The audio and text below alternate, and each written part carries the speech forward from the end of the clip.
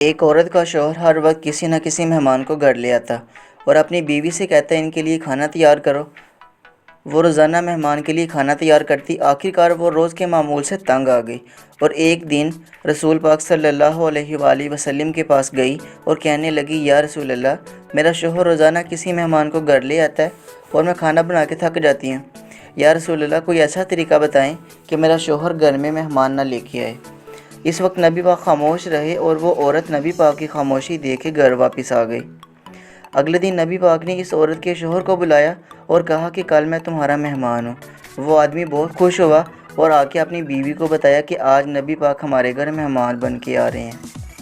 اس کی بیوی بہت خوش ہوئی اور جلدی سے اچھے کھانے بنانے لگی۔ جب نبی پاک صلی اللہ علیہ وآلہ وسلم اس عورت کے گھر آئے تو نبی پاک نے اس عورت کے شوہر سے کہا، جب میں کھانا کھا کے واپس جانے لگوں تو اپنی بیوی سے کہنا میرے گھر سے نکلتے تک پیچھے دیکھتی رہے۔ اس کی بیوی نے ایسا ہی کیا۔ جب نبی پاک واپس جانے لگے تو اس عورت نے کیا دیکھا کہ رسول اللہ صلی اللہ علیہ وآلہ وسلم کے ساتھ بچھو، سانپ اور کیڑے مکوڑے جا رہے تھے۔ وہ یہ منظر دیکھ کے بے ہوش ہو گئی۔ اگلے دن وہ پھر نبی پاک کی خدمت میں حاضر ہوئی تو نبی پاک صلی اللہ علیہ وآلہ وسلم نے اس عورت کو بتایا کہ مہمان اپنا نصیب خود لے کے آتا ہے اور جو مہمان کے لیے محنت کی جاتی ہے اس کے بدلے جب وہ واپس جاتا ہے تو ساتھ اب اس گھر سے ساری بلاؤں اور اس گھر کے سارے گناہ لے جاتا ہے۔